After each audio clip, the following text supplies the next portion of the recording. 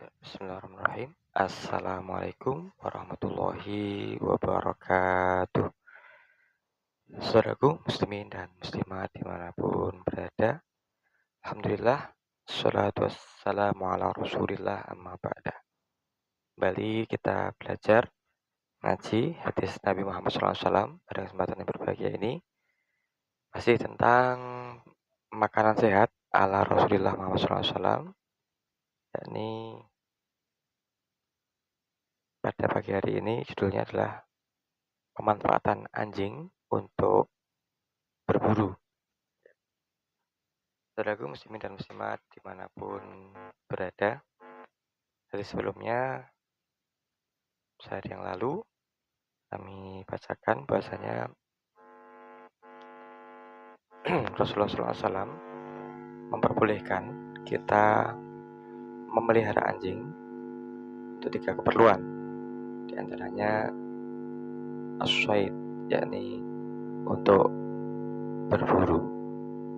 Baik, sebagai pengantar, bahwasanya sejak 30.000 tahun yang lalu manusia telah menjinakkan serigala untuk penjagaan diri di alam liar.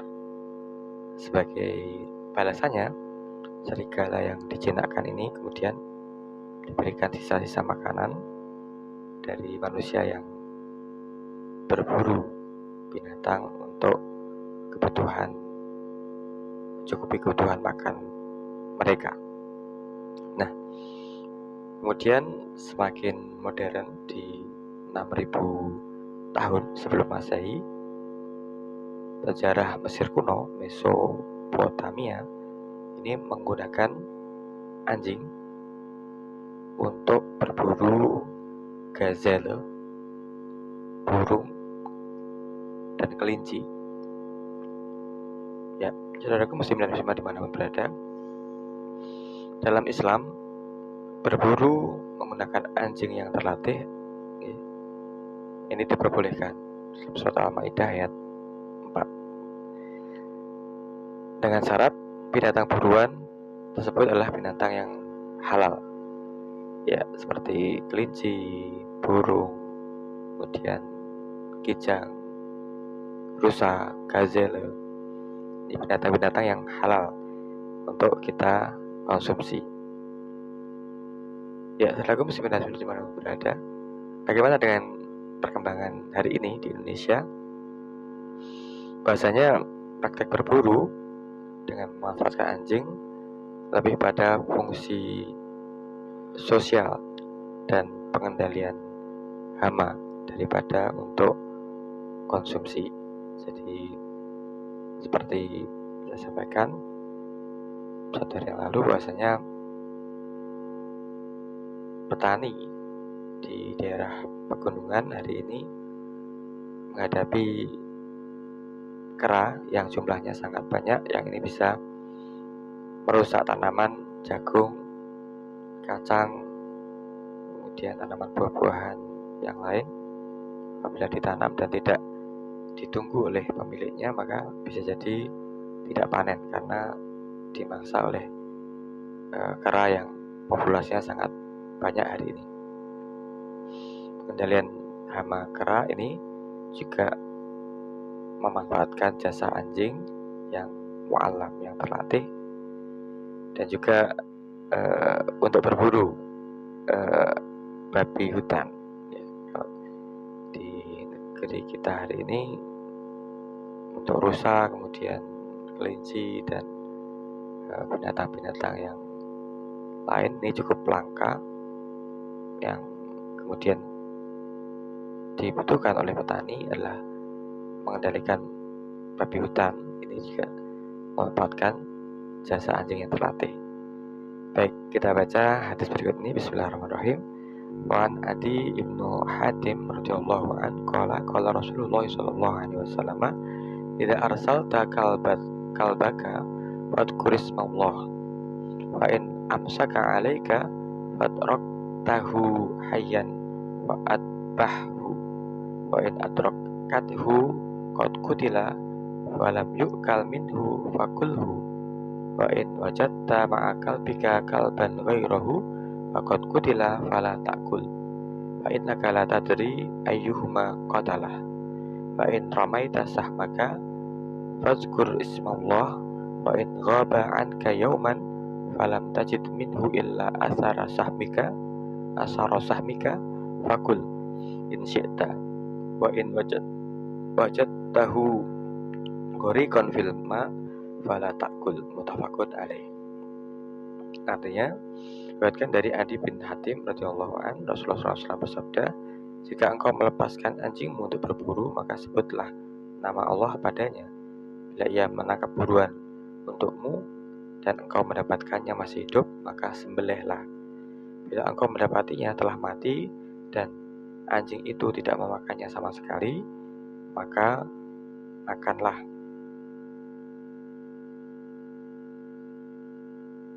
Bila engkau menemukan anjing lain selain anjingmu, sedang buruan itu telah mati, maka jangan engkau makan, sebab engkau tidak mengetahui anjing mana yang membunuhnya. Apabila engkau melepaskan panahmu, sebutlah nama Allah. Bila engkau baru menemukan buruan itu sehari dan tidak engkau temukan bekas selain panahmu, maka makanlah jika engkau mau. Jika engkau menemukannya tenggelam di air, janganlah engkau makannya. Muttafaqun alaih. Ya, saudaraku muslimin dan muslimat dimanapun berada, apa yang bisa kita ambil hikmah dari hadis ini? Kita petik pelajarannya. Benar, bahasanya Islam mengatur teknis pemanfaatan anjing untuk as-sayd, untuk berburu, sebagaimana tradisi masyarakat zaman dahulu, semenjak 30.000 tahun yang lalu, semenjak 6.000 tahun lalu Mesir kuno, dan hari ini anjing dimanfaatkan untuk mencari atau mengejar atau berburu di gurun, di hutan dengan sasaran binatang-binatang yang halal, yakni gazelle, kelinci, burung yang ini halal untuk dikonsumsi. Ya, saudaraku muslimin dan muslimat dimanapun berada, teknis pemanfaatan anjing untuk berburu itu seperti apa? Nah, tadi Rasulullah SAW menjelaskan dalam hadis di atas, anjing pemburu dimaksud adalah anjing yang mu'allam, yang telah terlatih untuk berburu, dimiliki oleh seorang muslim. Anjing tersebut mentaati perintah tuannya untuk melakukan sesuatu atau tidak melakukan sesuatu. Jadi sudah terlatih caranya berburu seperti ini, lakukan seperti ini, jangan lakukan seperti ini. Jadi sudah al-mu'allam, anjing yang terlatih. Berikutnya, yang kedua, dipersyaratkan membaca bismillah saat melepas anjing pemburu itu. Jadi sebagaimana melepas anak panah, ketika melepas anjing dengan niat berburu, itu rusa atau kelinci atau burung, itu diawali dengan bismillah, fazkur ismallah, diawali dengan menyebut nama Allah. Karena Rasulullah SAW menyebutkan izin memakan hasil buruan jika saat hewan pemburu dilepas disebutkan bismillah. Ya, yang ketiga, makna jika anjing dilepas di sinilah jika anjing tersebut dilepas oleh pemiliknya untuk berburu mangsa. Melepas di sini kedudukannya sama dengan menyembelih hasil buruan. Sehingga jika anjing tersebut lepas dengan sendirinya lalu berburu, maka tidak halal buruannya. Jadi harus dengan niat untuk berburu, kemudian anjing ketika dilepas ini dibacakan bismillah. Tanpa itu maka buruan anjing itu adalah tidak halal.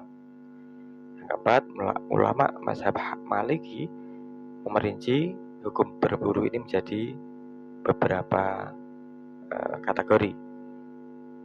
Hukum awalnya adalah mubah jika dagingnya untuk dikonsumsi, maka sunnah kalau berburu saja ini mubah.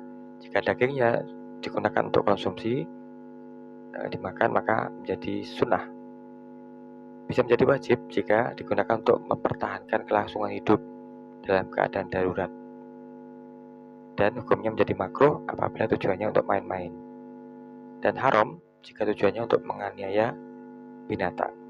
Jadi hukum berburu ini menjadi 5. Mubah ini awalnya, kemudian wajib apabila untuk mempertahankan kelangsungan hidup, sunnah apabila hasil buruan itu untuk dimakan, kemudian makruh apabila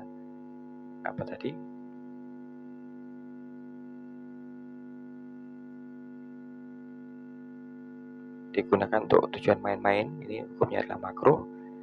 Dan haram apabila tujuannya adalah untuk menyiksa binatang, menganiaya binatang, ini hukumnya menjadi haram berburu. Ya, yang kelima, bolehnya makan hasil buruan yang telah ditangkap oleh anjing pemburu dengan syarat disebutkan dalam hadis, yakni buruan tersebut tidak dimakan oleh anjing pemburu. Tidak dimakan oleh falam takul syai'an, takulhu syai'an, tidak dimakan oleh anjing pemburu itu, walaupun hasil buruan tersebut tidak disembelih dan selama anjing tadi yang membunuhnya, jadi tidak ada anjing lain, karena posisi anjing pemburu tersebut membunuh hasil buruannya sama dengan posisi menyembelih hewan secara syar'i. Ini adalah ijma' ulama yang disepakati oleh ulama. Yang keenam, dipersyaratkan bahwa hasil buruan mati dengan adanya darah yang mengalir, dengan adanya gigitan di bagian badan apapun.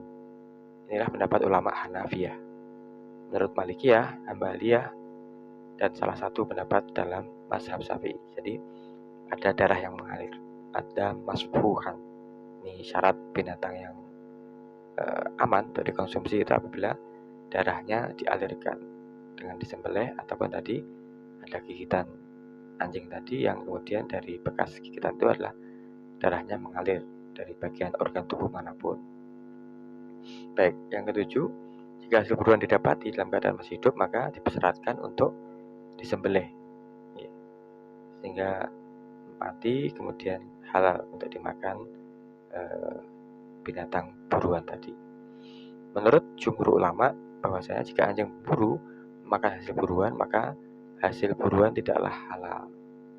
Demikian pula menurut pendapat ulama Hanafiyah, Syafi'iyah dalam satu mazhab pendapat Imam Hambali. Yang ke-8, tidak boleh makan hasil buruan anjing yang telah terlatih ketika ia berserikat dengan anjing lain dalam berburu, karena kita tidak tahu anjing mana yang membunuh binatang buruan tadi. Karena boleh jadi anjing tersebut dilepas tanpa mengucapkan bismillah atau dilepas oleh non-muslim yang ini adalah sembelihannya tanpa mengucap bismillah, maka tidaklah halal. Ya, saudaraku muslimin dan muslimat dimanapun berada, inilah teknis berburu memanfaatkan anjing yang ini sudah menjadi tradisi manusia semenjak zaman sebelum Masehi 30.000 tahun yang lalu, bersahabat dengan serigala, dengan anjing untuk menjaga keamanan, memberikan tanda bahaya terhadap binatang lain atas keberadaan manusia zaman dahulu kala, manusia purba, dan sampai hari ini anjing pun digunakan untuk menjaga tanaman, menjaga ternak dari binatang yang lain, serigala, harimau dan lain sebagainya yang berpotensi merusak ladang ternak ataupun tanaman petani. Kemudian juga digunakan untuk berburu. Untuk hari ini mungkin cenderung kepada binatang yang tidak dilindungi seperti babi hutan misalnya. Ya, saudaraku muslimin dan muslimat dimanapun berada, inilah teknis berburu. Anjingnya terlatih syaratnya, kemudian binatang buruannya adalah binatang yang halal seperti rusa, kelinci, kemudian burung, dan ada bekas darah yang mengalir, ada gigitan anjing itu, dan tidak ada anjing yang lain, yang mana syaratnya ketika melepas anjing adalah mengucapkan atau membaca bismillah, menyebut nama Allah sama dengan menyembelihnya, dan binatang buruan tersebut menjadi halal untuk kita makan. Ya, saudaraku muslimin dan muslimat di mana berada, semoga Allah Subhanahu wa taala nanti memberikan hidayah inayah kepada kita, keluarga kita, anak-anak kita muslim semuanya untuk dapat memahami teknis berburu bila mana binatang perburuan tersebut berlari, terbang dan ditemukan beberapa hari kemudian, termasuk ketika ada anjing yang lain berburu berserikat dengan anjing buruan kita tersebut. Semoga ada manfaatnya. Assalamualaikum warahmatullahi wabarakatuh.